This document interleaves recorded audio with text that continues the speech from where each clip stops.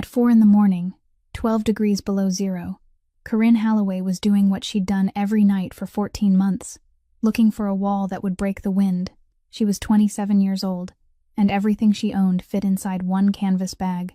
The only thing in it that mattered was a gray-blue wool scarf her mother had knitted. The winter she went blind, one row pulled crooked, a letter C stitched slightly off-center. Behind the loading dock past Ballinger's diner, she saw a dark shape against the concrete and almost kept walking. Then she saw the shoe. Good leather, the kind nobody in Ironbridge owned. Then she saw the hand. The man was on his side, lips gone gray, breathing so shallow she had to crouch all the way down to hear it. And then she noticed the thing that stopped her cold.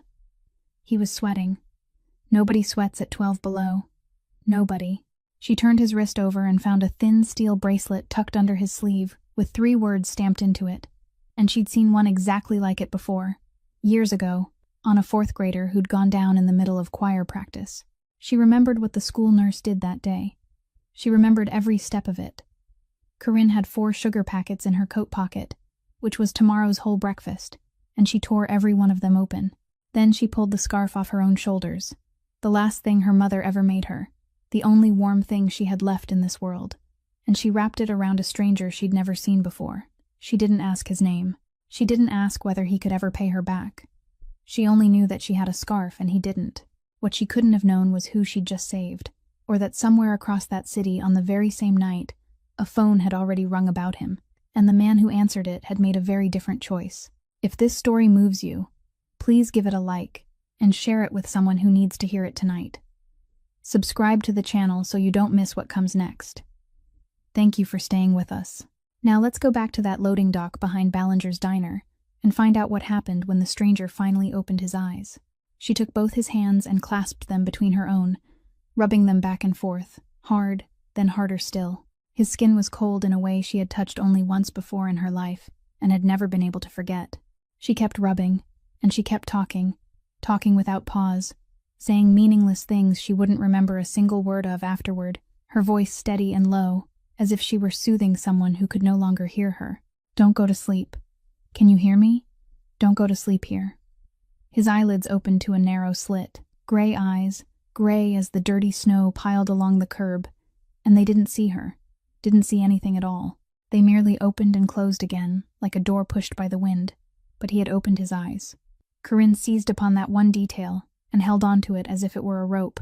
On one of his fingers was a heavy ring with a black face, made of the kind of metal a woman like her would never hold in her hands, and her fingers passed over it without lingering for even half a second. There are nights when people don't have time to be curious. Then, through the wind, she heard something else. The hoarse rumble of an old pickup truck crawling down the street, a sound everyone in Ironbridge knew because it came at that exact hour every day. Corinne sprang to her feet in the middle of the road and raised both arms. The truck stopped a few paces from her. The door opened, and Walt Prosser climbed out. The old man who collected recyclables before dawn, the only person in the neighborhood who called her by her name, instead of calling her that girl. He didn't ask a single question. He went straight to the man lying on the ground, dropped to one knee on the concrete, bent down, and pressed his ear against the man's chest. He stayed that way longer than she expected. Then he looked up. Still there, he said. Corinne let out a breath she hadn't realized she'd been holding. Call an ambulance, Walt said, reaching into his coat pocket. She shook her head. I've counted, she said. He stopped and stared at her. Counted what? How long it takes them to get here, Corinne said. I've counted twice already, on 2 different occasions, for 2 different people. Both times, it took longer than you think. Go ahead and call, but we can't wait. Walt looked at her for another moment, then down at the man on the ground, and then he withdrew his hand from his pocket. He didn't argue. In this neighborhood, people didn't argue at 4 o'clock in the morning. Together, they slipped their arms beneath the man's back and knees. He was heavier than Corinne had expected, and lighter than she had feared. The weight of a large, tall man, whose body had stopped resisting. The truck bed was filled with cardboard boxes and aluminum cans tied into bundles. Walt swept everything aside with one arm, clearing just enough space, and together they laid the man down. Corinne climbed in and sat beside him. Just drive, she said. Where? Walt asked. Anywhere with heat. The truck shuddered and began to move. Wind tore into the bed from every direction, and Corinne turned her back against it, bending over the man to shield him, one hand gripping the edge of the wool blanket that was threatening to slip from his shoulder. She held 2 fingers beneath his nose and began to count. 1, 2, 3. Each interval lasted longer than she wanted it to. 4, 5. She didn't move her hand, not even once, for the entire journey, because there was a very childish thought in her mind then, one she knew was irrational but still didn't dare challenge, that as long as she kept counting, he would keep breathing, and if she stopped counting, he would stop too. The street drifted past on either side. Dark windows and signs with letters faded pale by time. As they rounded a corner, she saw the murky yellow light spilling from a window at the Haven House shelter, the only light still awake in the neighborhood at that hour. Corinne knocked against the side of the truck. Walt understood.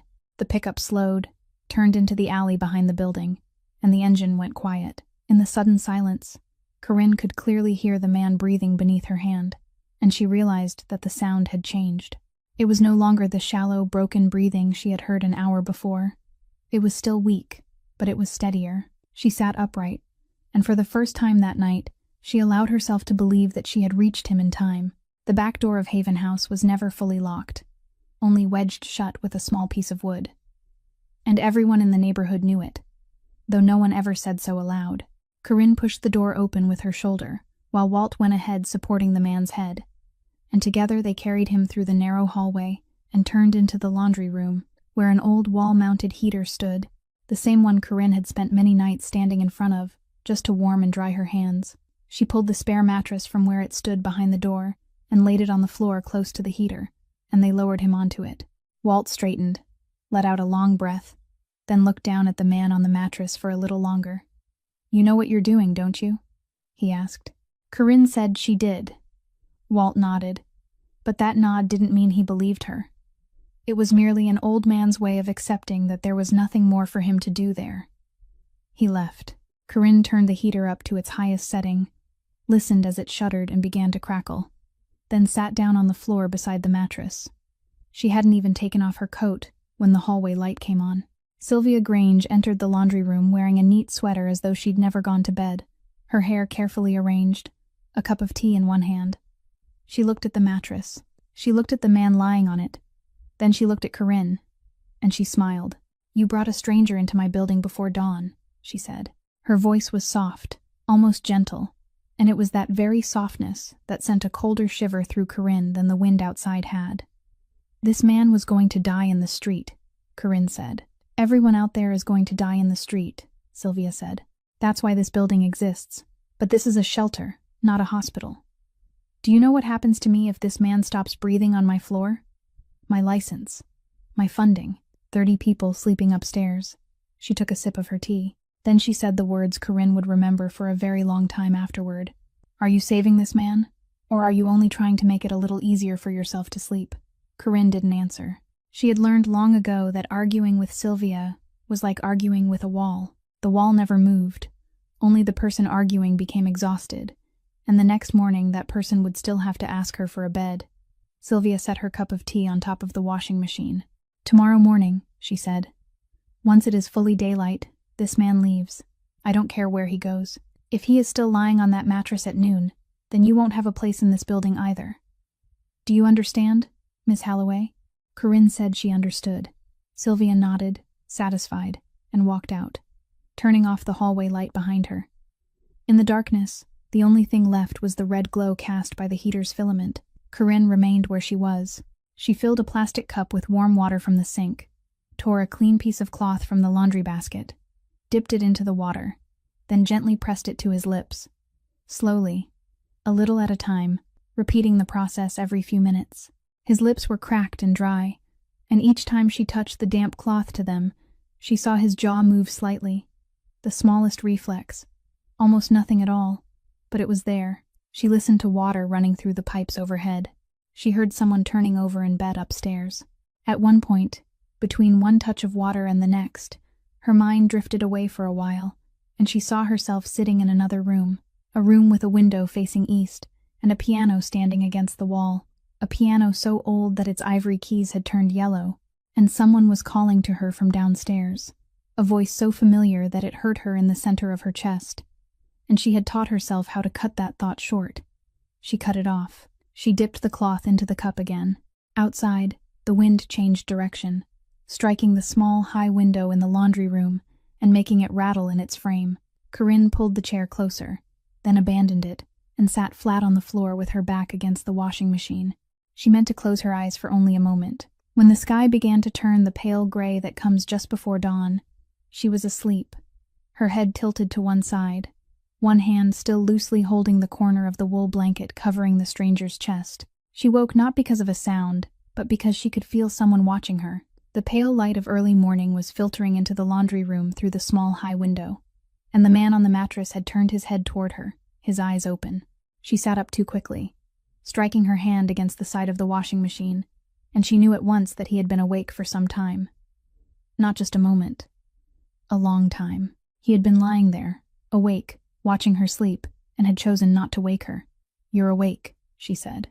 Her voice was still hoarse. "Yes," he said. His voice was dry and raw, like a door that hadn't been opened in years. She reached for the plastic cup, filled it with more water, then slipped one hand beneath the back of his neck and lifted his head. He drank slowly, 2 sips, then stopped. A little water ran from the corner of his mouth, and she wiped it away with the cloth. He let her do it without appearing embarrassed or uncomfortable, with the acceptance of a man accustomed to his body, sometimes refusing to obey him, a man who had stopped fighting that fact long ago. "Where am I?" he asked. "Iron Bridge," she said. "South of the city. This is the laundry room of a shelter." His gaze moved slowly around the room, taking in each thing, the heater, the laundry basket, the window. "How long have I been lying here?" "Since before dawn," she said. "It's almost morning now. Do you remember anything?" He was silent for quite a while. "I remember walking," he said.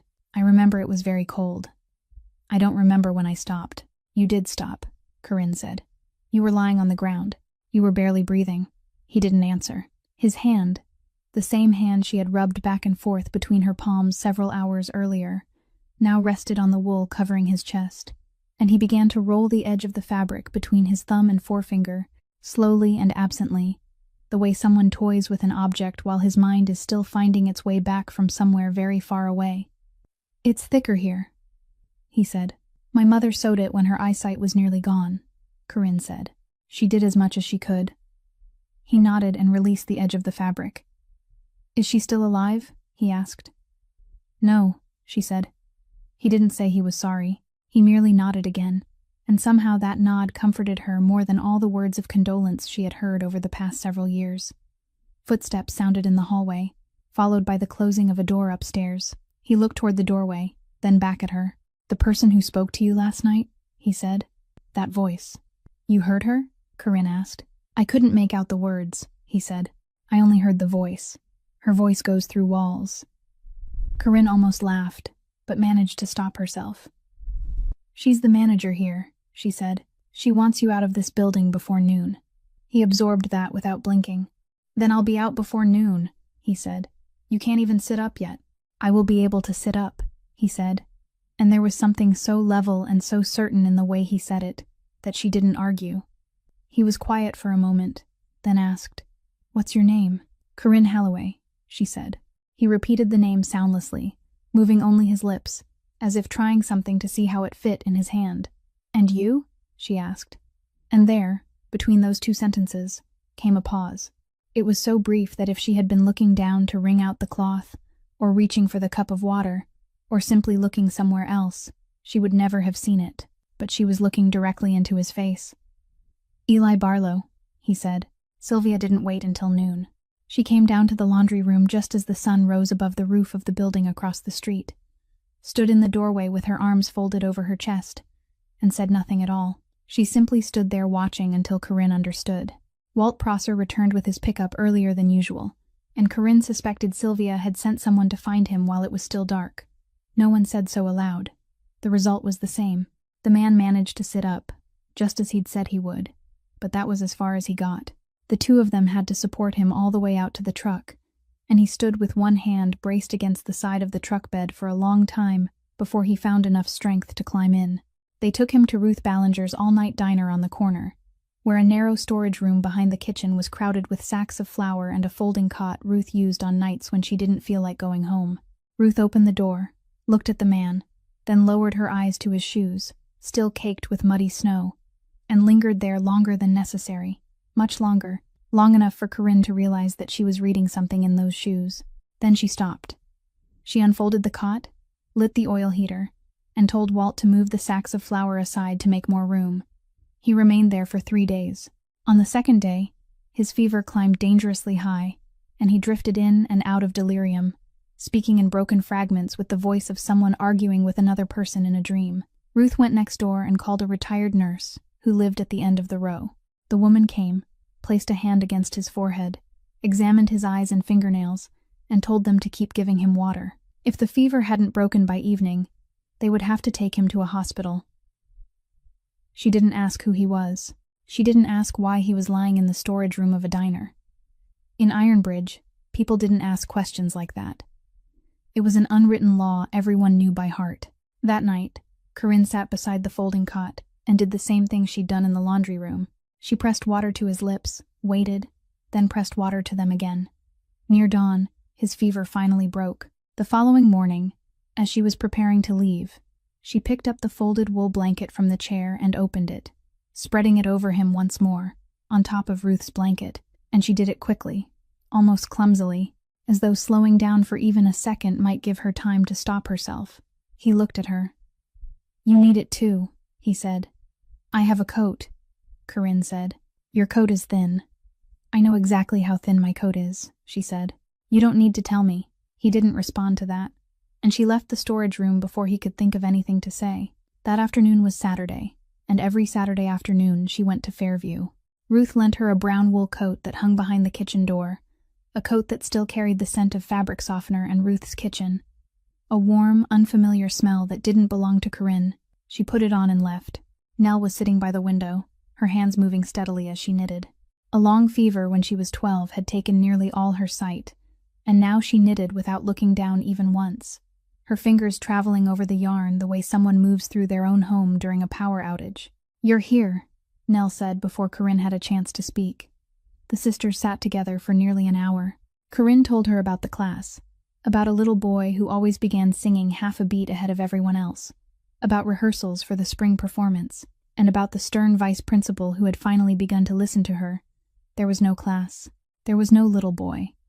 She had been telling those stories for so long that they had acquired characters of their own, personalities of their own, even shared memories they could return to.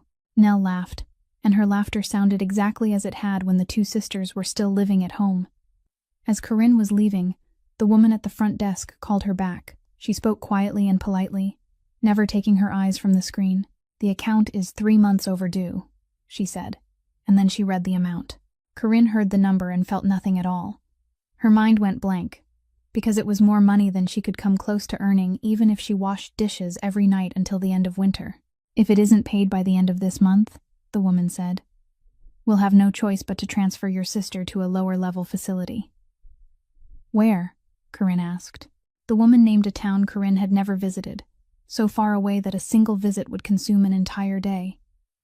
Corinne thanked her. She walked outside, stood on the front steps for a moment, then buttoned the borrowed coat all the way to her throat and began walking home, because she no longer had enough money in her pocket for a single bus ride. On the morning of the 4th day, about a 30-minute drive from Ruth's diner toward the harbor, there was a room on the 2nd floor of the warehouse operations building.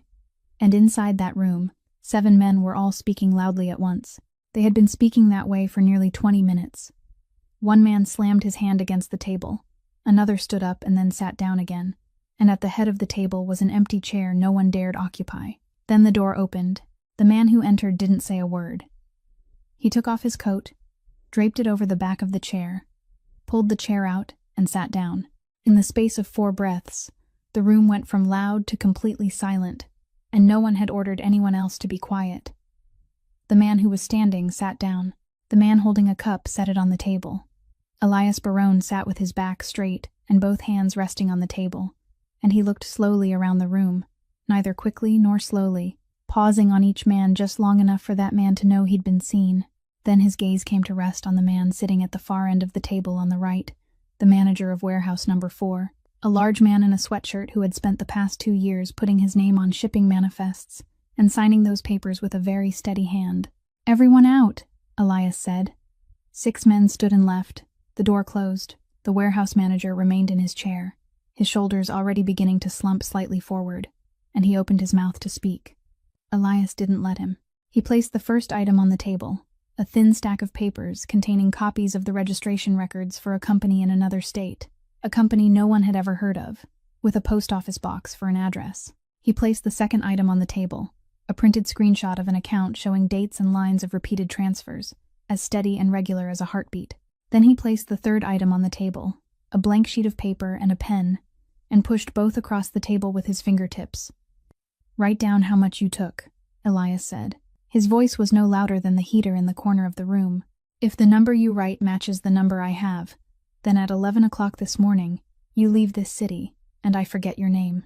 If it doesn't match, I'll understand that even now, you still think I'm a fool." The warehouse manager stared at the blank sheet of paper. He didn't touch the pen for a long time. He tried to look up, tried to find something in Elias's face, an opening, some place where negotiation might be possible. And he found nothing at all, because there was nothing on Elias's face. No anger, no contempt, no pity, only patience. The man picked up the pen. He wrote. His hand shook, drawing the final stroke out into a long smear. Then he pushed the paper back across the table. Elias looked down at it once, no longer than it took to read a single line, then folded it in half again, and slipped it into the inner pocket of his suit jacket. 11 o'clock, he said. The warehouse manager stood. He walked out, and near the door he turned back once, but Elias was no longer looking at him, so he kept going. The door closed. The only sounds left in the room were the heater and the distant call of a ship's horn drifting in from the harbor. Elias sat motionless for a while longer, both hands still resting on the table. Then he reached into his pocket and took out a small wrapped piece of candy, the kind he always kept several of in every pocket of every suit he wore. He peeled away the wrapper. His fingers moved a little more slowly than usual, and they trembled, very slightly, just enough to make the glossy wrapper crackle in the silent room. He put the candy into his mouth. He closed his eyes, leaned his head back against the chair, and remained that way until all the sugar had dissolved. Corinne was standing at the sink behind the diner kitchen, both hands submerged in soapy water, when Toby came running in. He was Ruth's 11-year-old grandson, thin and quick, and he spent all day darting through the neighborhood like a shuttle. He held out a piece of paper folded into quarters. "From the man in the storage room," he said, then turned and ran off again before she could ask another question. Corinne dried her hands on her apron and unfolded the paper. The handwriting was strong and slanted to the right, written in dark ink, and there were only 2 lines with 2 initials beneath them. She read it twice. Ruth was stacking cups on a shelf, and she turned to look at Corinne, then at the paper in her hand. She opened her mouth. Corinne waited. Ruth closed her mouth again and returned to the stack of cups. "It's none of my business," she said. "Go on upstairs." The stairs behind the kitchen led to a narrow landing, and then to the storage room door, which had been left slightly open. Corinne knocked, then pushed it inward. He was no longer lying down. He was sitting on the wooden chair beside the window, wearing a clean shirt that wasn't his face shaved and his hair combed. And for the first moment, Corinne stopped short because she had the feeling she'd entered the wrong room. It was still the same face, still the thin scar crossing the outer edge of his left eyebrow. But the man sitting in that wooden chair carried more weight than the man who had lain on the mattress in the laundry room, weight that had nothing to do with how much he weighed. He rose when she entered. He greeted her with a nod, very brief and very precise, the kind of greeting given by someone who had been carefully taught his manners from a very young age. "Miss Halloway," he said. "You asked to see me," Corinne said. He gestured toward the second chair. She didn't sit. She remained standing in the middle of the room, her hands still damp, and looked at him. "There's something I have to tell you," he said. "Go ahead." "My name isn't Barlow." Outside the window, a car passed, and then the sound was gone. "It isn't," she said. Her voice sounded so normal that even she was surprised. "No," he said. "Eli is real. Barlow isn't." "Then what is it?" "Elias Barone." Corinne stood motionless. She knew that name. Not in the way someone knows a name they've heard somewhere before, but in the way everyone who lived on the south side of the city knew it. The name buried at the bottom of stories people told late at night, and then abandoned halfway through. The name connected to the docks, the rows of warehouses, and the buildings that changed hands without anyone ever seeing the paperwork. He was still standing. He didn't sit down, and she understood that he was deliberately remaining on his feet, so she wouldn't have to look up at him. "There's more," he said.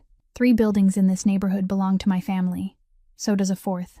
I came to Ironbridge to see all 4 of them for myself because I have a decision to make." "What decision?" "Whether to sign the clearance order."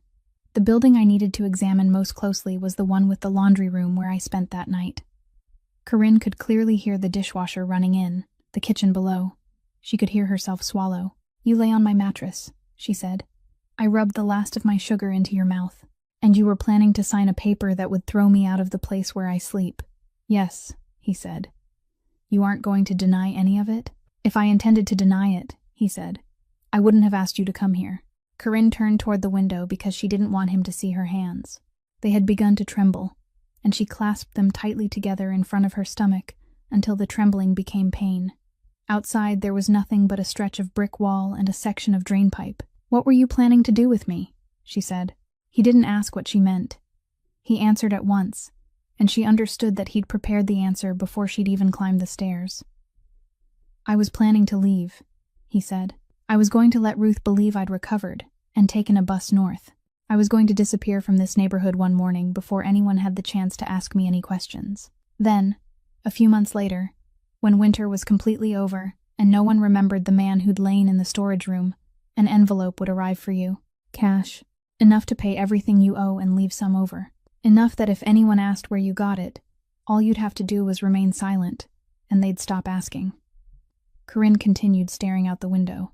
"And I'd never know who sent it," she said. "You'd never know. You planned that part too." "I planned that part too."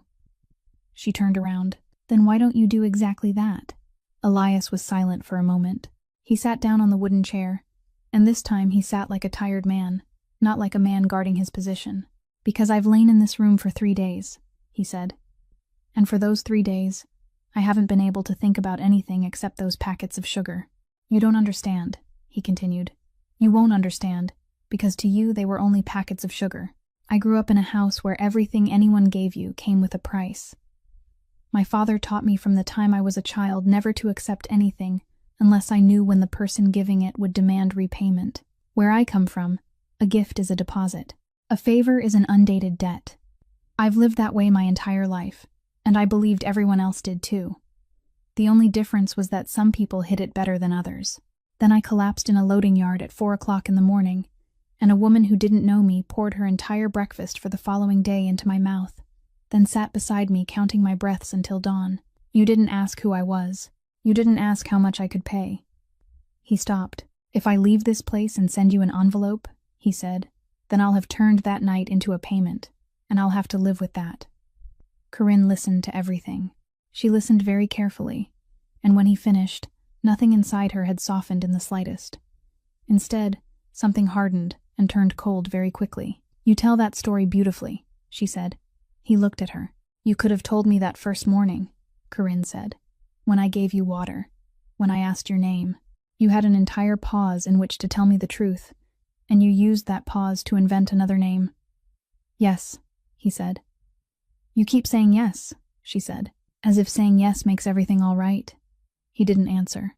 Corinne walked to the door. She didn't slam it, and she didn't say anything else.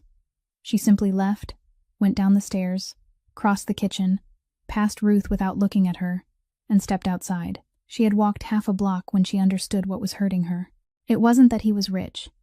It wasn't that he owned 4 buildings and bore a name the entire neighborhood spoke in lowered voices. During the past 3 days, she hadn't doubted that man once, not for a single second.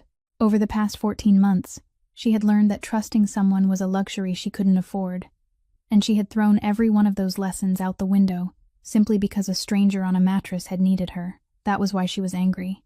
She was angry because she had dared to trust him.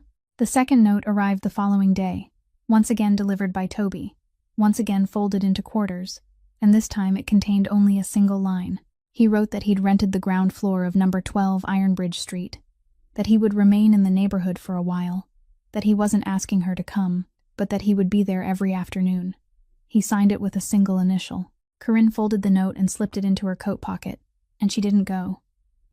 She didn't go the following day or the day after that. She washed dishes for Ruth, took in several coats to mend for 2 women who lived at the end of the row, slept at Haven House, and spoke to no one. By the end of the first week, she still hadn't gone. In the middle of the second week, on an afternoon when the sky had cleared a little, she walked along Ironbridge Street and didn't turn down the shortcut she usually took. The ground floor of number 12 looked nothing like anything she'd imagined during those 2 weeks. It was a long room with bare walls and no curtains. There was a wooden table, 2 chairs, and an electric heater on the floor. Several stacks of files stood in neat rows on the table beside a kettle. There was nothing else. This isn't anyone's home, she thought. This is a room being used for work. He opened the door before she had a chance to knock, and he was wearing an ordinary gray sweater with the sleeves rolled up. No ring, no watch. His hands were bare, and the paler band of skin where the ring had once rested was still visible. She understood at once that he'd removed those things before she arrived, and she didn't know whether she should feel comforted or troubled by it. The gray-blue wool blanket lay on the second chair, neatly folded into a perfect square and placed precisely in the center of the seat. Corinne looked at it. She stood there looking at it longer than she'd intended. Then she pulled out the other chair and sat down, and she didn't pick up the blanket.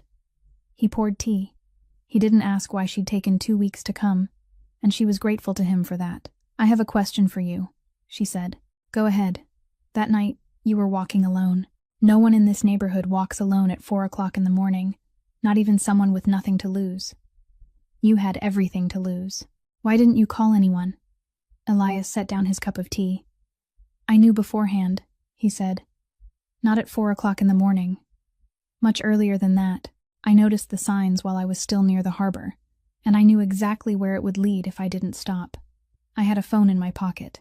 I had at least 4 numbers I could have called, and within 15 minutes, a car would have come to collect me anywhere in this city." "Then why didn't you?" "Because I would have had to say into the phone that I needed help," he said. "And the person who answered would have had to come, and that person would have seen me." He was silent for a moment. "In more than 20 years, no one who works for me has ever seen me in that condition. Not one person. I guarded that more carefully than anything else I've ever guarded. So I kept walking, and I thought I could make it to the end of the street. Then I thought I could make it to where there was light. Then I didn't think anything at all." He looked down at his bare hands. "I would have rather died in the snow than let my own people see me fall to my knees," he said. Then, very softly, almost without sound, he added, "That was the most foolish thing I've ever believed." Corinne didn't answer. Outside, water dripped from the eaves as the snow on the roof melted. "Let me ask you a question in return," he said. "Go ahead. You could have kept walking. It was dark. No one saw you, and no one would have known. You still had to walk home, and you still had to find somewhere to sleep. Why did you take it off and give it to me?" Corinne thought. She thought longer than he'd expected her to. Long enough for the water in the kettle to grow cold, because she wanted to give the right answer, not a beautiful one. "Because I had it," she said. "And you didn't." He said nothing more. When she stood to leave, the wool blanket remained on the other chair, and both of them saw it, and neither mentioned it. That evening, as Corinne hung her apron behind the kitchen, Ruth called after her in the tone of someone mentioning something unimportant. "Someone sent Toby a trumpet," she said. "It's old, but it was polished until it shone, and it came with 3 months of lessons paid in advance. Someone left it by the back door early this morning. No letter, no name." Rufus Vance came to number 12 Ironbridge Street one morning without warning, and he stood in the middle of the empty room, looking around once, before removing his gloves.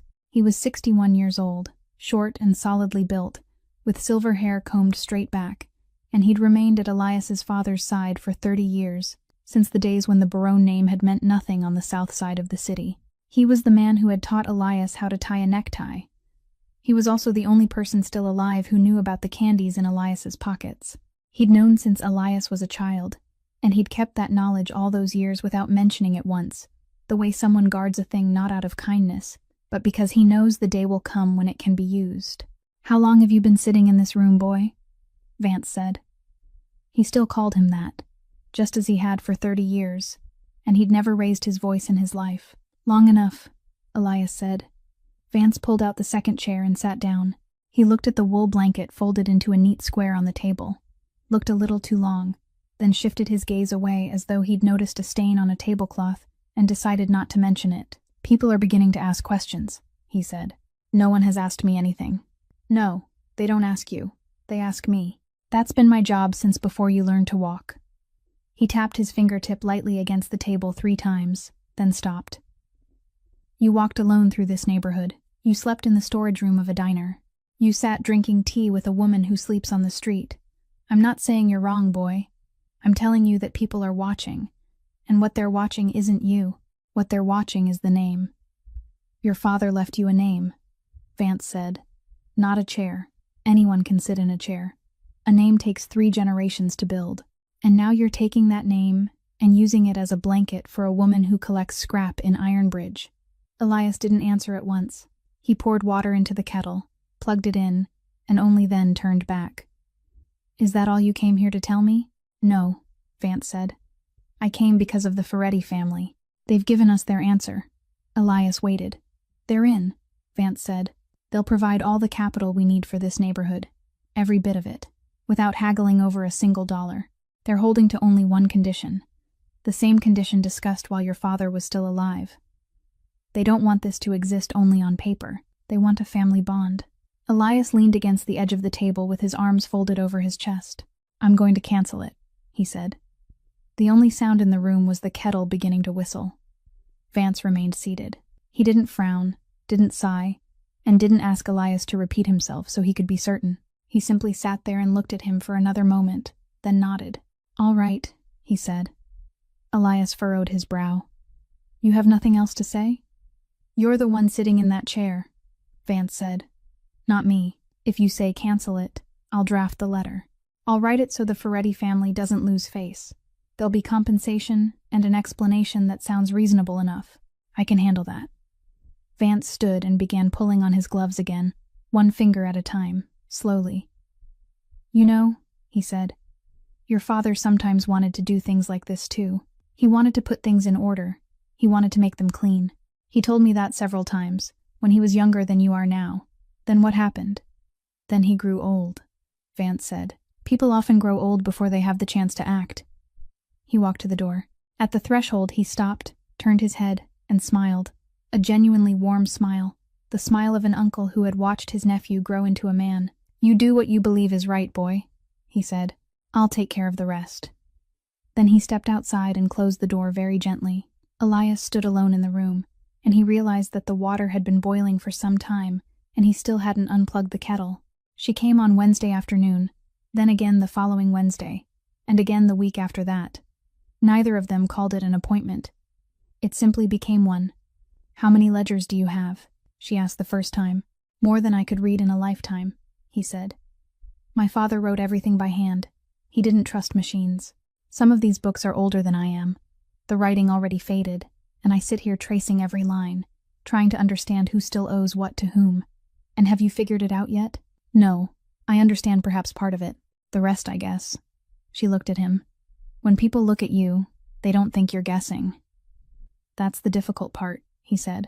I look like a man who knows exactly what he's doing. I was taught that appearance from childhood, taught it more carefully than I was ever taught to read or write. But most of the time, I'm sitting in front of a column of numbers and simply trying to make the least damaging guess. Everyone is guessing, she said. Yes, he said. Some people are simply better at hiding it. The second time, rain and snow were falling together, and she arrived late. He didn't ask why. He poured tea and waited. My mother was a seamstress, she said after they had been silent for a while. She mended clothes for the entire street. Whenever someone was getting married, they came to her. She kept working until her eyes could no longer see the stitching clearly. Then she slowed down, and after that, she worked by touch instead of sight. When did she die? A few winters ago, she said. I stopped teaching to stay home with her. They told me to take all the time I needed and come back when it was over. When I returned, my position no longer existed. He didn't say anything. I have a younger sister, she said. She's at Fairview. She hasn't been able to see since she was 12. She can knit without looking. My mother taught her during the same year. Her own eyesight failed. He still said nothing. Corinne continued. and she was surprised that she did. "My car was towed away one night in January," she said. "I'd been sleeping in it for nearly 6 months. I left a sweater and a box of photographs inside. When I went to ask for them back, they told me I had to pay the storage fee before I could retrieve my belongings, and I didn't have the money. So I stood outside the fence looking at my car, and then I walked home." "Did anyone help you?" he asked. "Ruth fed me. Walt gave me rides. Poor people help one another with whatever they have." Elias didn't say he would pay her debts. He didn't tell her to move into his home.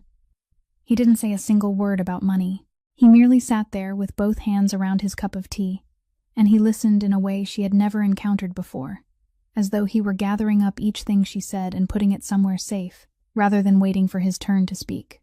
The third time, he pushed a file across the table toward her. "What's this?" she asked. "A survey of the 4 buildings," he said. "My people prepared it. I've read it 3 times, and it seems too polished. You lived in that building. Tell me what's wrong in here." Corinne sat straighter. She opened the file and read slowly, turning each page, one finger tracing the lines. Then she stopped. "Here," she said, "the number of people using the services. This figure is less than half the number who actually sleep in that building every winter night. Are you certain?" "I sleep there," she said. "I know who lies where. The problem is that Sylvia counts only the people who have all the proper documents. Anyone without identification, anyone without a previous address, anyone who comes in for only a few nights to escape the cold and then leaves. She doesn't record them. If she counted everyone, the ratios in her funding applications would look worse. She needs a number that looks good more than she needs one that's accurate." Elias sat in silence for a long time. Then he pulled the file back, picked up his pen, and wrote exactly what she'd said directly in the margin of the page. Corinne watched his hand as he wrote. Something rose inside her chest, and it took her a moment to find the name for it. For nearly 2 years, no one had asked her opinion about anything that mattered. That Saturday, Corinne went to Fairview, and the woman at the front desk didn't press the button to unlock the door for her. She apologized. She said a new report had been added to the file, sent by the shelter where Corinne was registered as a resident, stating that she had no stable place to live and was showing signs of mental instability. Under procedure, her visitation rights had been temporarily suspended while the matter was reviewed. Corinne asked who had signed it. The woman wasn't permitted to say. Corinne stood in the lobby, still holding the paper bag containing several skeins of yarn she'd bought for Nell with the money she'd earned mending coats, and she looked through the glass door into the corridor beyond, and she understood that this wasn't a mistake. She didn't go to number 12. She didn't tell anyone, but Ironbridge was a small neighborhood, and Ruth spoke to everyone, and by the following afternoon, Elias knew. He didn't go to see Sylvia. He didn't call her. Over the course of 2 days, his people obtained every funding application Haven House had submitted during the previous 6 years, and placed them beside the food inventory records, the betting logs, and the utility bills, then sent everything to the board of the organization that held the building's title, along with an 11-page reconciliation report. It contained no threats, only numbers placed side by side. By the afternoon of the second day, Sylvia Grange left Haven House carrying a cardboard box, and the following week, her license to practice social work was suspended. But when Elias's people traced the path of the report sent to Fairview, they found something else. The report had been sent shortly before noon. 9 minutes earlier, Sylvia's phone had received a call lasting less than 2 minutes from a number Elias didn't need to look up to know who it belonged to. He stared at that line on the page for a long time. Then he folded the paper and told no one. On Wednesday afternoon, Corinne came to number 12, and she stood in the middle of the room instead of sitting down. "Sylvia lost her job," she said. "I know." "Did you do it?" Elias set down his cup. "Do you want me to lie or tell you the truth?" "Tell me the truth." "Yes," he said. "I did it." Corinne was silent. "She falsified figures for 6 years," he said. "That's true. I didn't invent it. But if she hadn't gone after your sister, I wouldn't have gone looking for it. So the most honest answer is, yes, I did it. And I did it because of you." She could hear her own heartbeat. "And if she ever touches your sister's name again," Elias continued, "I'll do something much worse."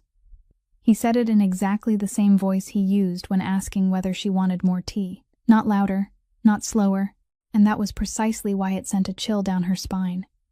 In that moment, for the first time since the night in the loading yard, Corinne looked at the man sitting before her and felt afraid. not the way people fear a violent man. She was afraid because she'd just realized that he could erase a person from the life they knew in 2 days, using nothing but paperwork, without raising his voice even once, and that when he did it, nothing inside him trembled. She realized something else as well, something far more troubling. Sylvia had deserved it, and Corinne had felt relieved when she'd heard the news. "Don't you see anything wrong with what you did?" she asked. "Yes," he said, "but not the part you're thinking of." "Then what are you apologizing for?" "I'm not apologizing," Elias said. "You have every right to be afraid of me because of this. I think you should be afraid, but I won't stand here and tell you I regret it. Because I don't, and I don't want to lie to you ever again for as long as I live." After the 2-minute call he told no one about, Elias began reading everything again from the beginning. He had the complete list of companies controlled by his family brought to number 12, including those that didn't carry the Barone name, and he sat with those records for 3 nights in a row. Among them was a debt collection company called Vantage Recovery, registered in another state, which bought delinquent hospital debts for a few cents on the dollar and then demanded payment in full. He knew the company existed. He'd never asked what it did. On the 3rd night, he opened the file of orders he'd personally approved during the first months after his father died. They had been brought to him in batches, each one a thick file, and the procedure at the time was always the same. Someone placed a summary sheet on top in front of him. He read the summary, signed the final page, and the entire batch took effect. He'd signed that way many times. He hadn't read every name inside. He turned to the batch, signed in January. He ran his finger down the list, and then he stopped. On a line in the middle of the page was the name Holloway, accompanied by a vehicle registration number, the address of an impound lot, and an order for compulsory repossession to offset a debt. On the final page of that file, in the lower right corner, was his signature. On Wednesday afternoon, Corinne arrived and knew at once that something was wrong. The room was the same, and the table was the same, but he didn't pour tea. A sheet of paper lay face down on the table. "Sit down," he said. She sat. "I need you to hear everything before you say anything," he said. "All right. My family controls a company that buys medical debts. Hospitals sell the debts cheaply to be rid of them, and the company buys them and pursues collection. Your mother's debt was among them." Corinne didn't move. "The collection orders were processed in batches," he continued. "They gathered hundreds of files into one volume, prepared a summary sheet for the front, and brought it to me. I read the summary. I signed the final page. I didn't open the file and read every line inside because I believed that was someone else's job." He turned the paper over and pushed it toward her. "This is the page with your name," he said, "and this is the page with my signature." Corinne lowered her eyes. She read the line bearing her name. She read the date. She recognized that date because it was the day she'd come home from work and found her parking space empty. And she'd stood there for nearly an hour because she thought she'd mistaken where she'd parked. Then her gaze moved to the bottom of the page. The handwriting was strong and slanted to the right. It was the same handwriting as the 2 notes folded into quarters that Toby had delivered to her. She placed the paper on the table. She didn't throw it. She set it down very carefully, as though it were something fragile. Outside, someone called to another person at the end of the street, and then the sound was gone. "How long have you known?" she asked. 3 nights. "You could have kept this from me," she said. "I could have burned it," he said. "It would have taken only 1 match. No one else has another copy. I checked. You never would have known, and you would have continued coming here on Wednesday afternoons." "Then why?" "Because you rubbed the last of your sugar into my mouth," he said. "I no longer have the right to hide anything from you." Corinne sat motionless for a very long time. She thought about that night. Not the night in the loading yard, but the night in January, when she'd stood outside the fence of the impound lot and stared through the wire mesh at her car, the sweater still lying on the back seat and the box of photographs tucked beneath it. She remembered telling herself that she would think of a way tomorrow. She remembered walking home that night, and it had been nearly as cold as it was on the night she'd found him. And now she was sitting across from the man who had signed that order. The man she'd taken the wool blanket from her own shoulders to cover. The man whose every breath she'd counted because she was afraid he would die. "Do you remember me?" she asked. He didn't understand the question. "On that sheet of paper," she said, "when you signed it. Do you remember seeing the name Holloway?" "No," Elias said. "I don't remember. I didn't read it." Corinne nodded. "There, she said. That's the worst part. Then she stood, and she walked out, and he didn't try to stop her. She didn't come the following Wednesday afternoon, but on Thursday evening, Toby brought a piece of paper folded into quarters down to the diner kitchen, and on it there was only an address, a line describing the property's status, and a question. Elias had written that he'd found the address in that same list, that the property was under foreclosure and hadn't yet been liquidated, and that he needed to know whether she wanted to hear about it. Corinne read the address beneath the kitchen light. She read it once more. Then she removed her apron. She arrived at number 12 after darkness had fully settled, and he opened the door as though he'd been standing there waiting all evening. She didn't take off her coat. "Do you know what you just wrote on that piece of paper?"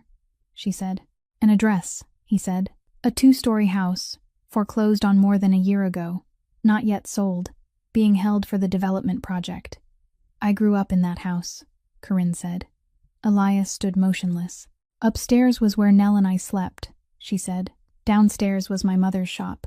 She opened it when she was in her 20s, and she closed it during that final year, when her hands could no longer hold a pair of scissors." She stopped.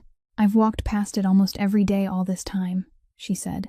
"The way from the place where I sleep to Ruth's diner follows that exact sidewalk.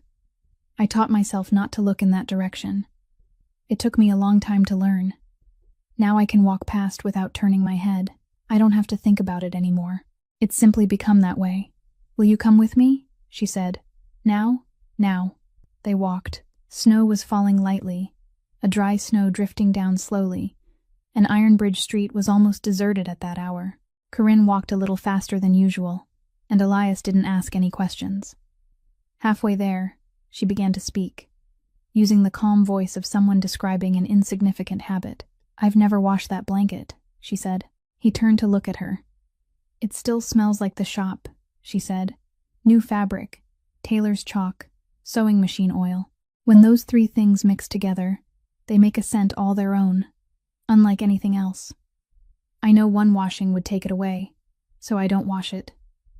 During some summers, I stored it in a trunk. The rest of the time, I simply left it as it was." Elias said nothing. They continued walking. Then she slowed, then stopped completely, and he stopped with her. The house stood on the corner, 2 stories high, its red brick darkened almost black along the foundation. The front door had been boarded over with a sheet of plywood, bearing a foreclosure notice printed in black letters and stained by rain. The streetlight above cast a murky yellow pool over the sidewalk. Snow had gathered in a ridge along the front steps, untouched by a single footprint. The ground floor window was a large one of an older style, its glass still intact, the room beyond completely dark. And in the lower right corner of that pane, attached from inside, there was a piece of paper whose color had almost entirely faded, its 4 corners curling upward. The ink washed down to a pale brown. Words had been written on it by hand. A woman's handwriting, slightly unsteady, each letter leaning at the same angle. "Sewing and alterations. Use side entrance." Corinne stood perfectly still. Elias remained half a step behind her, and didn't move any closer. Snow settled on their shoulders, on their hair, and on the white ridge along the steps, and neither of them spoke. A car passed at the far end of the street, its headlights sweeping across the glass before disappearing. In the dark window, the 2 of them appeared as faint reflections, standing side by side, directly where the paper had been placed. Corinne raised one hand, then lowered it. She didn't touch the glass. She only stood there looking at her mother's handwriting, the words her mother had written on some distant afternoon when her eyes could still see clearly and her hands were still steady, then taped to the window so people in the neighborhood would know which way to enter. No one had taken it down. It had remained there through all those winters, through all those snowfalls, inside a house where no one lived anymore. And it was still there. Corinne stood looking until her shoulders were covered in white. Then she turned and began walking back the way they'd come, and Elias walked beside her, and neither of them spoke a single word for the entire journey home. The storm swept down over the city on Tuesday night the following week. Corinne arrived at number 12 at dusk to return the file in which she'd added several pages of notes, and she intended to leave immediately. But by the time she reached the door, the wind was driving snow sideways across the street in thick sheets, and no vehicles were running anymore. "Stay," Elias said. "Wait until the storm passes before you go." The lights went out shortly before 10 o'clock. They didn't flicker and then fade. They went out all at once, while the entire row of buildings across the street remained lit. Elias stood, went to the door, and looked across the street for a long time before closing it again. "The lights across the street are still on," she said. "Yes," he said. "So this building is the only one without power." "Yes." The electric heater went off with the lights. Within an hour, the cold from the concrete floor had begun creeping upward through the soles of their shoes. Elias found 2 candles in a drawer, lit them, and placed them on the table. Then he made a call, spoke briefly, and put down the phone. "They said a car can be here in 20 minutes, he said, "to take me back to the main house. Then go." "I'm not leaving," he said. "What are you going to do sitting in a building with no heat?" "Someone wants me out of this neighborhood today," he said. "If I leave, they get what they want." Corinne didn't argue. She pulled her chair closer to the table, and they sat there with the 2 candles between them, while the wind struck the window frame in waves. It was around midnight when she noticed. He was in the middle of saying something about his father's ledgers when he stopped, then continued. But the next sentence had nothing to do with the one before it. She looked at his hand. His fingers were tapping continuously against the tabletop, without any rhythm. "Give me your hand," she said. He didn't. She stood, walked around the table, and took hold of his wrist. His skin was damp. "Which pocket has the candy?" she asked. "Coat," he said, hanging outside. His voice had slowed, the end of each word stretching out. Corinne went straight to the coat rack. Her hands didn't tremble. She searched the left pocket and found nothing, then searched the right and pulled out 3 pieces. She unwrapped all 3 with 2 fingers, returned to the table, and placed them in his hand one at a time. "Chew," she said. He chewed. She went into the kitchen, opened the cupboard, found a small carton of orange juice, pushed the straw through the top, and set it in front of him. "Drink all of it," she said. Then she pulled her chair close beside his, sat down, placed 2 fingers against his wrist, and kept them there. She said nothing more. She didn't ask whether he was all right. She simply sat there and counted. And this time she counted without fear, because she knew what was happening, and knew how it would end if she did everything correctly. And she was doing everything correctly. About 15 minutes later, the sweat on his forehead had dried. He managed to sit upright. He raised one hand and rubbed it across his face, then looked at the empty orange juice carton on the table, and then at her. "You're the second person in my life to see me like this," he said. "Who was the first?" Corinne asked. Elias didn't answer. He didn't evade the question, and he didn't say he'd tell her another time. He merely sat in silence and watched the candle flame, and she understood that asking again wouldn't change anything, so she didn't ask again. The storm eased shortly before dawn, and she left when there was just enough light to see the sidewalk. At noon that day, power was restored to number 12. The utility workers said there had been a fault in the area's switching system, and they apologized for the inconvenience. Elias asked no further questions. He merely walked slowly around the room, looking at each thing: the table, the 2 chairs, the stacks of files still arranged exactly as he'd left them. And he stopped beside the chair against the wall. The seat was empty. The gray blue wool blanket was gone. The man appeared at the back door of Ruth's diner late one afternoon, and it took Corinne several seconds to recognize him. Grant Marrow had grown so thin that his coat hung from his shoulders as though it were draped over a clothes hanger. His hair had grown past his collar, and he held a yellow envelope in his left hand, gripping it with his whole hand rather than his fingers. He didn't come inside. He remained outside on the step, leaving a deliberate distance between them. Corinne said nothing. She stood there with her hands still wet and looked at him, and there was nothing in her mind then. No anger, no pain, only a strange emptiness. "I know you don't want to hear anything I have to say," Grant said. "I'm only asking for 5 minutes." Corinne didn't answer. He understood that he could continue. "They came to me first," he said. "I didn't go looking for them. I was in debt then, deeply in debt. You already know what I owed it for. They knew everything. They knew who I owed, how much I owed, and the date it was due. They sat down at a table with me and spoke very kindly. They said there was a way." "What way?" Corinne said. Those were the first words she'd spoken. "They said your mother's medical debt had passed into their hands," he said. "They offered to restructure it, combine everything into a new loan with a longer term and a lower interest rate." It sounded like salvation. But the new loan required collateral, and the only asset available was the house. "You signed it," Corinne said. "I signed it," Grant said. Then they said something else. They said that if I left this city and never returned, every debt of my own would be erased. Wiped clean. Nothing left. He lowered his eyes to the doorstep. I signed that paper, then got into a car and left in the middle of the night, he said. I didn't say a word to you. I left you behind with my name on the contract in your mother's house. Corinne still said nothing. I came back twice, Grant said. The first time was the following summer. Someone was already waiting for me at the bus station. They didn't do anything to me. They only talked. They reminded me that the debt they'd erased could be brought back to life at any moment. The second time was the same. This time, no one stopped me. I don't know why, but I think it's because something higher up has changed. He held out the envelope. This contains a copy of the original contract, he said.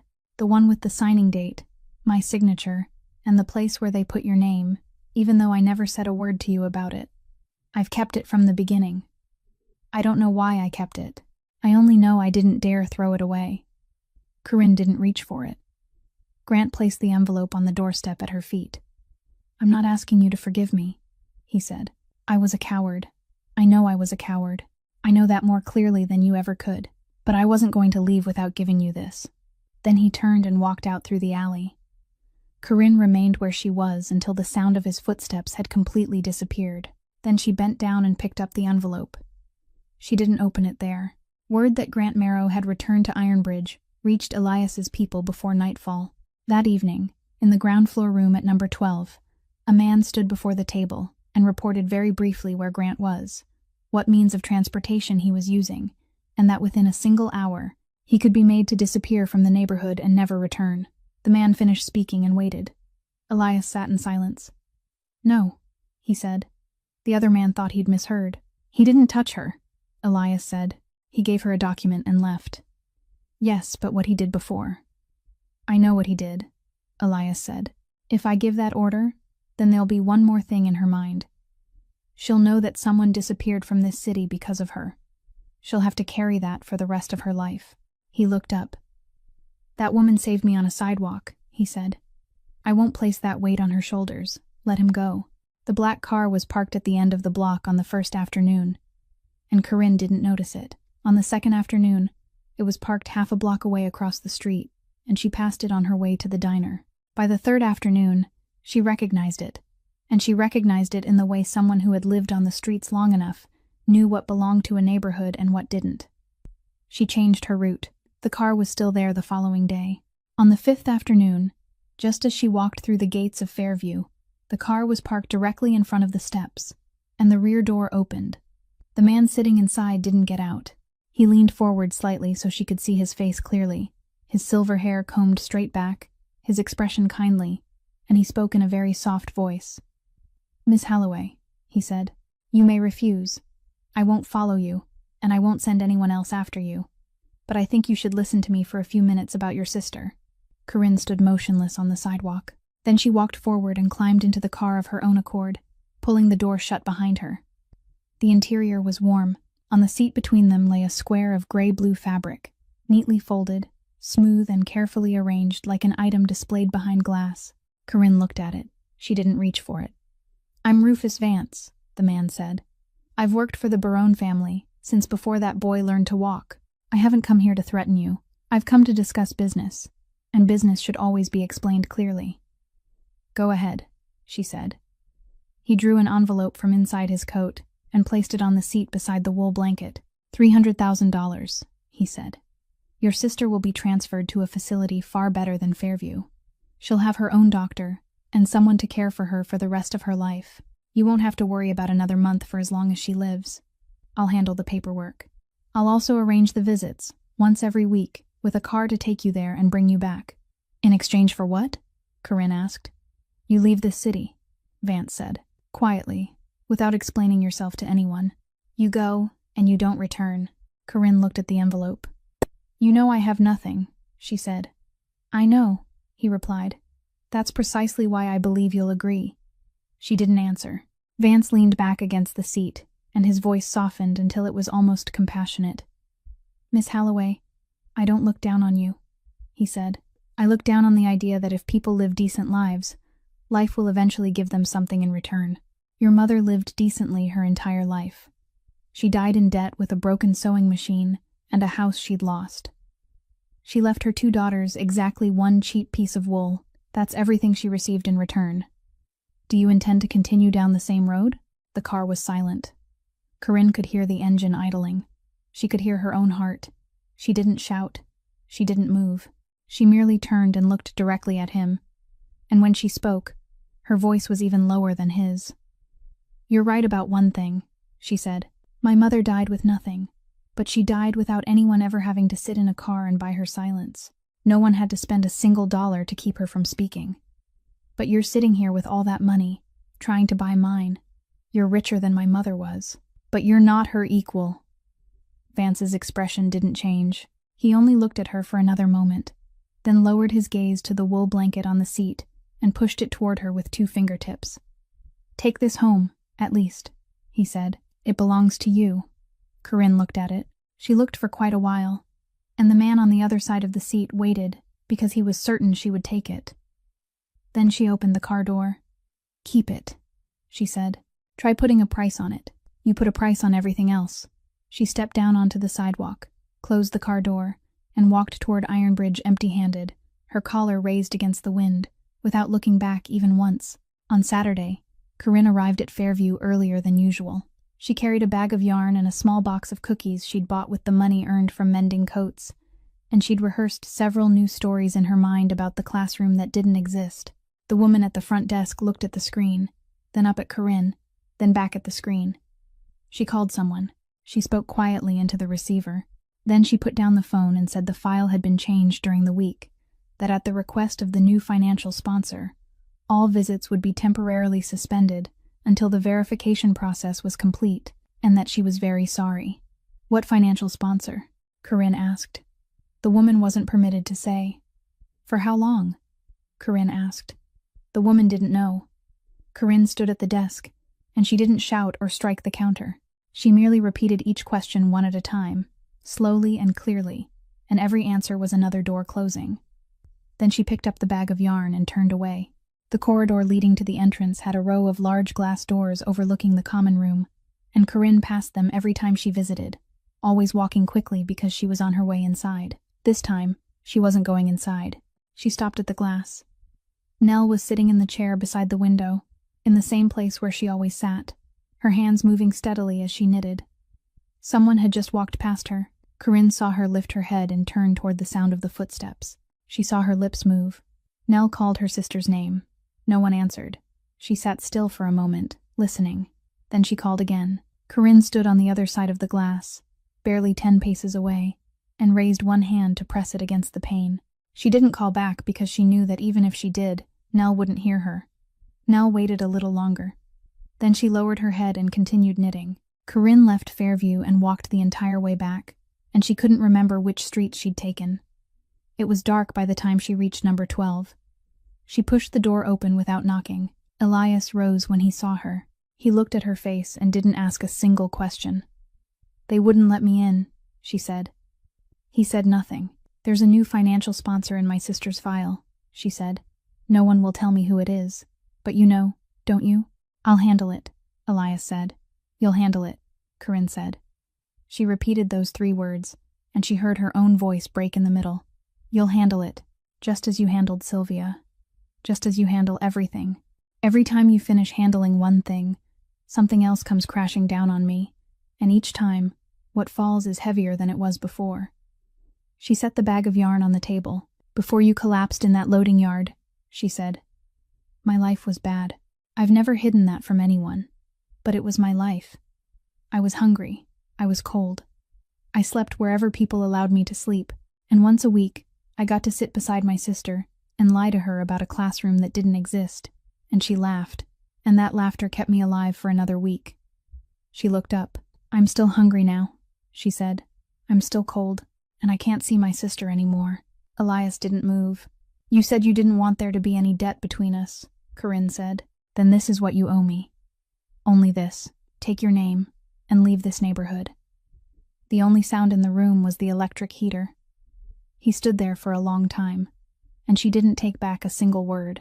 Then Elias Barone, The man no one on the entire south side of the city dared tell where to go, bent down, lifted his coat from the back of the chair, draped it over his arm, and walked to the door. He didn't look back. The door closed very softly behind him, and Corinne stood alone in the empty room with the bag of yarn on the table. 3 days later, someone called the landline at Ruth's diner and asked for Corinne Holloway. It was a nursing aide who had worked at Fairview since Nell first arrived. The woman who always called Nell, the girl who knitted. She said she was working the night shift on Thursday, that no one watched the side door of Wing B after 9 o'clock, that she would leave it unlatched, and that this was all she intended to say. On Thursday night, Corinne entered through the side door of Wing B. The corridor was dark, lit only by the nightlights along the baseboards. She passed 3 doors, stopped at the 4th, and gently pushed it open. Nell was sitting on the bed with the reading lamp on, her hands moving steadily as she knitted. "Is that you?" she said. Corinne stopped in the doorway. "How did you know?" "I heard your footsteps from the end of the hallway," Nell said. "You lean a little to one side when you walk. You've walked that way for a long time." Corinne sat on the edge of the bed. She was about to begin talking about the classroom, the spring performance, and the little boy who always sang half a beat too early. "Don't tell me any more stories about the school," Nell said. Corinne fell silent. Nell didn't stop knitting. "I've known for a long time," she said. "Since the summer before last. The summer when you said the school was renovating the music room." Corinne couldn't speak. "Your coat," Nell said. "Every time you came, it smelled different. Sometimes it smelled like a kitchen, sometimes like unfamiliar soap, and sometimes like oil smoke. People only have one winter coat, Corinne. If the coat smells different every week, then it means the coat doesn't belong to them." She dropped 2 stitches, then picked them up again. "And your stomach growled," Nell said. "You sat beside me for an entire hour, talking and laughing without stopping, but your stomach growled. Every single time." Corinne raised a hand and covered her mouth. "I didn't ask because I knew you'd keep lying," Nell said. "And when you lie, your voice sounds so miserable. I didn't want to make you do that even one more time." Then she laid the knitting needles across her lap, turned to her right, felt for the knob of the bedside table drawer, and pulled it open. She took out a tin box, the kind that had once held cookies, with one corner of the lid dented. She placed it in Corinne's hands. "Open it," she said. There was money inside. All small bills, 1s and 5s with several 10s, folded flat and arranged in little stacks tied with strands of yarn. "I sell handkerchiefs," Nell said. "The gift shop in the lobby accepts things made by the patients, and they keep half. I knit 1 every day, and 2 on days when I feel well. I've known how since Mother taught me. She taught me the same year her eyesight began to fail.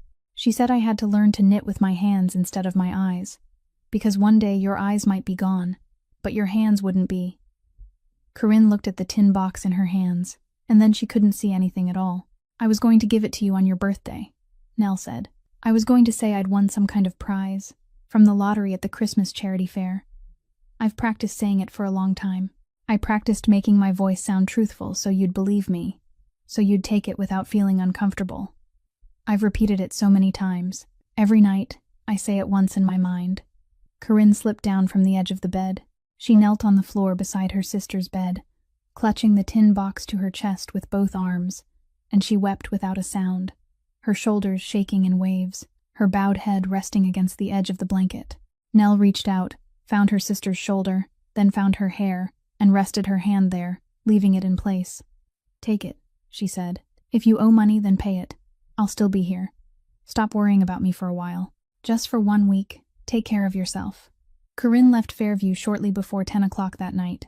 She couldn't walk any farther. She sat down on the stone steps outside the gate, with the tin box resting on her lap, and she remained there in the cold, staring across the empty grounds, at the traces of snow still lingering beneath the trees.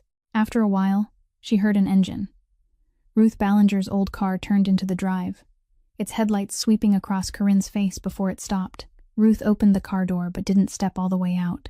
She was carrying a paper cup of coffee, still steaming, and she held it toward Corinne. She didn't ask if Corinne was all right. She didn't ask whether she'd managed to get inside, and she didn't ask what was in the tin box. She only said, "Get in the car. You're sleeping at my house tonight." Corinne took the cup of coffee. She held it between both hands for a long time before she stood. Then she climbed into the car, and Ruth turned around and drove out through the gates, and neither of them said a single word for the entire journey home. Warehouse number 2 at the harbor had a long table standing in the middle of the concrete floor, and Elias arrived half an hour before the appointed time, so he could sit there alone. During that half hour, he thought about a distant afternoon when he was 9 years old. What he remembered most clearly wasn't what had happened to him. What he remembered most clearly was the sound of the dining room door closing. His father had closed the door first, before calling anyone, before telling anyone in the household to bring him something. He'd walked to the door and closed it, turned the lock, and only then returned and picked up the telephone. The doctor arrived within 15 minutes. Everything turned out fine, and the boy returned to school as usual the following day. But the sound of that lock remained. That evening, his father sat on the edge of his bed and told him that no one must ever know about this, not one person, not even those in their own household, not even after he was grown, because people weren't afraid of a strong man. They were afraid only of a man whose weakness they couldn't see. Elias had believed that for more than 20 years. The first person in his life to see him in that condition had chosen to walk out and lock the door. The second had chosen to remove the warmest thing she had and wrap it around him. The warehouse door opened. Rufus Vance entered, removed his gloves, and sat at the opposite end of the table. "You called me all the way out here," he said. "Yes," Elias said. Vance placed a photograph on the table and pushed it forward. It slid across the wood and stopped in the middle. The picture had been taken through the glass of a common room. A young woman sat beside a window, knitting with both hands. "The girl at Fairview," Vance said. "Her file is now under a financial sponsor. It doesn't matter which one. All you have to do is give me the word, and everything will be restored to the way it was before the afternoon is over." Elias looked at the photograph. He didn't touch it. Then he drew 2 sheets of paper from inside his coat and placed them on the table beside the picture. "The first is a printout of the device location data," he said, "from the night I collapsed on Ironbridge Street. The final location, with coordinates and time. The system transmitted it automatically at 2:38 in the morning." Vance sat motionless. "The second is the call log," Elias said. "At 2:41, the duty officer called your phone. The call lasted 52 seconds. You were the only person who received it. After that, no calls were made from your phone until 6:12 in the morning. The only sound in the warehouse was water lapping against the pilings. The duty officer stated that you said exactly one thing to him," Elias said. "You told him, 'I'll handle it.' Then you sat in your office until dawn." Vance still said nothing. "You didn't send anyone into the streets to find me," Elias continued. "You waited. Because if I'd remained out there until morning, it would have been an accident. No one investigates a man who freezes to death. There would be no killer to pursue. And this chair, along with all of Ironbridge, would have passed into your hands within a week, cleanly, without anyone asking a single question. You didn't send anyone to search until 6:12, just when there was enough daylight to make the search look genuine. But by then, I was no longer there." He looked directly at the old man seated at the other end of the table. "Because a woman lifted me into the bed of a pickup truck filled with recyclables and carried me away before dawn," Elias said. "You waited 8 months for a night like that, and you lost because of a wool blanket." Rufus Vance didn't wait for Elias to act first. The following morning, he convened the council, and he had the authority to do so because the bylaws written by Elias's own father allowed the longest-serving advisor to summon it whenever he believed there was a problem with the leadership. The meeting room was on the 3rd floor of the old building on the south side, with 11 chairs around a long table, and every chair was occupied. Vance spoke first. He didn't raise his voice. He'd never raised his voice in his life. He said he'd served this family for 30 years, that he loved the man sitting at the head of the table like a son, and that this was precisely why he had to reveal something he would have preferred to carry to his grave. Then he revealed it. He said that Elias Barone had lived with an illness since he was 9 years old, that on a night the previous January, he'd collapsed on a sidewalk in Ironbridge and lain there until someone found him, that Vance had concealed the truth all these years out of loyalty. But now, with the greatest project in the history of the family resting beneath the pen of a man who could collapse at any moment, silence was no longer loyalty. It was complicity. The meeting room fell silent. Several men turned to look at one another. Elias remained seated until Vance had finished. Then he stood. "He's telling the truth," he said. No one moved. "I've had this condition since I was 9 years old," Elias said. "I have to eat at the proper times, and I have to carry medication with me, and there is always candy in my pockets. That night, I walked alone through Ironbridge. I knew I was becoming unwell. I had a phone in my pocket, and I didn't call a single one of you. I didn't call because I was taught that the man sitting in this chair must never allow anyone to see him in that condition. I believed that for more than 20 years, and it nearly killed me. He looked around the table, pausing on each man in the same way he always did. As of today, you know, he said, all 10 men in this room know. I'm not hiding it anymore, which means it can no longer be used to threaten me. Then he turned toward Vance. You kept this secret for 30 years, not because you cared for me, he said. You kept it the way a man keeps a document in a safe, waiting for the day he can spend it. Today, you spent it. You intended to use it to frighten me, so now it no longer belongs to you. He placed 2 sheets of paper on the table and pushed them toward the center. And this belongs to me, he said, the location record from that night, the time the signal was received, and the call log. At 2:41 in the morning, the duty officer called Mr. Vance to report my last known location. He answered. He said he would handle it. Then, from that moment until after 6 o'clock in the morning, not one call was made from his phone. No one was sent. No one was notified.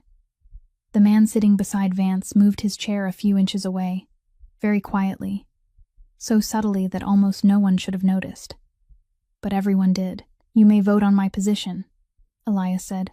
That is your right, and I won't stand in your way. But before you vote, you should consider one thing. If you decide today that it is acceptable for a man to sit in silence for 4 hours, while knowing the head of this family is lying in the street, then you are deciding for yourselves what will happen on the night each of you needs someone to answer your call. No one spoke. There was no vote. Rufus Vance remained seated for a while longer. Then he stood and pulled on his gloves, one finger at a time, slowly, just as he always did, and walked to the door. Not one person in the room rose. That afternoon, someone brought Elias a paper bag taken from Rufus Vance's car, and inside it was the gray-blue wool blanket, still folded into the same neat square as the last time he'd seen it on the chair against the wall. He didn't know how many days it had lain in Vance's trunk. It had absorbed the smell of leather upholstery and cigarettes, and there was a dark stain in one corner that he couldn't identify. He didn't want to return it to her in that condition. He had someone take it to a laundry shop on the next street, instructing them to wash it by hand, to be careful, and not to tear any part of it. The man had been gone for about 10 minutes when Elias, standing beside the window, remembered. He remembered the evening they'd walked through the snow, and the calm voice in which she'd told him that she'd never washed it, that it still carried the smell of her mother's sewing shop, the smell of new fabric, tailor's chalk, and sewing machine oil, and that she knew a single washing would take it all away. He stood motionless at the window for a long time. He'd recovered the only thing she had left from the hands of a man who wanted him dead, and within 10 minutes, he'd personally destroyed the most important part of it. He didn't call the shop. He knew it was already too late. He sat down, and he remained there until nearly nightfall. The telephone rang at 7 o'clock. The woman from the laundry shop spoke with the uneasy voice of someone afraid she'd damaged a customer's belongings. She said that while feeling along the folded border at one end of the blanket, she'd discovered something hard and flat inside, sewn shut within the lining with hand stitching that was unusually strong and dense, and she hadn't dared open it without permission. Elias reached the shop within 15 minutes. The woman spread the blanket across the table and handed him a small pair of scissors, and he stood there, cutting through the stitches one at a time, slowly, without severing a single strand of wool. The lining opened. Inside was a thin plastic bag folded in half, and the bag contained 2 things. The first was a large sheet of paper folded into quarters, made of heavy stock and bearing an embossed seal and a file number, the deed to the 2-story house on Ironbridge Street, in the name of Ada Halloway. The second was a small scrap torn from a notebook, written in pencil in large, clumsy letters that overlapped in several places, the handwriting of someone who could no longer see clearly where she was writing. Corinne.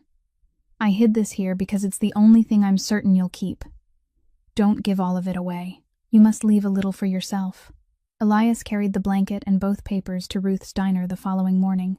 Corinne was wiping down a table in the front room. She looked up, straightened, and said nothing. He placed the blanket on the table in front of her, neatly folded and clean, then laid the 2 papers on top of it. I had it washed, he said. I forgot what you told me that night on the street. By the time I remembered, it was too late. Corinne looked at the blanket. She reached out and touched it, then lifted it close to her face and closed her eyes for a moment. Then she opened them and turned her attention to the two papers. They were inside the lining at one end of the blanket, Elias said, sewn shut. The stitching there was several times thicker than anywhere else. Corinne unfolded the first document. Then she opened the second piece of paper. She read it, then read it again, and her hands began trembling so badly that the paper rustled. She sat down. She placed the note on the table and smoothed it carefully with her palm, again and again, as though pressing it firmly enough might darken the faded pencil marks. Ruth came out of the kitchen, saw what was happening, then quietly backed away again. A long while later, Corinne lifted the blanket and draped it around her shoulders. She ran one finger along the row of uneven stitches down one side. "You didn't fix them," she said.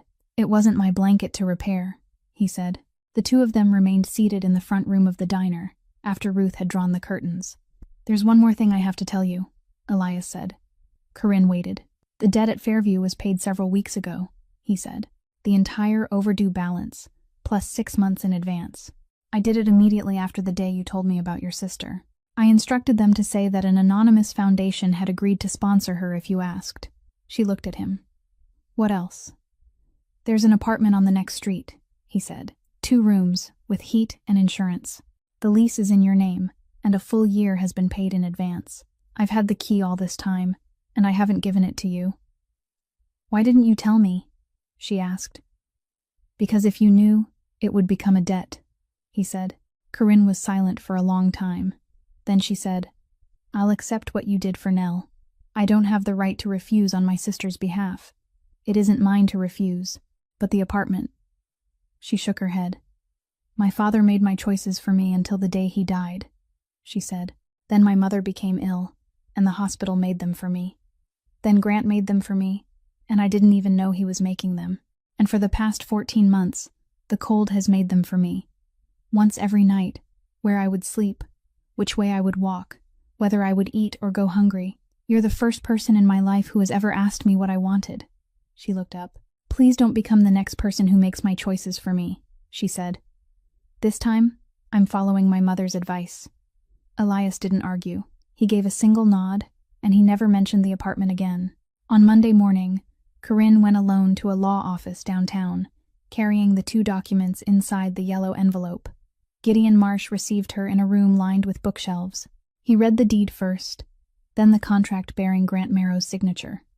Then he placed the 2 documents beside each other and sat in silence for quite a while. "This one supports the other," he said. "The property was pledged as collateral in a transaction when the owner was already deceased, and the person listed as the co-signer knew nothing about it. I can handle this. It will take time, but it can be done." Corinne placed the tin box filled with small bills on the table. "I'm not asking him to do this for me," she said. "I'm hiring you. Charge me what you would charge anyone else, and I'll pay you with my own money, no matter how long it takes." Gideon Marsh looked at the tin box, then at her, and he didn't smile. He took out his ledger and began to write.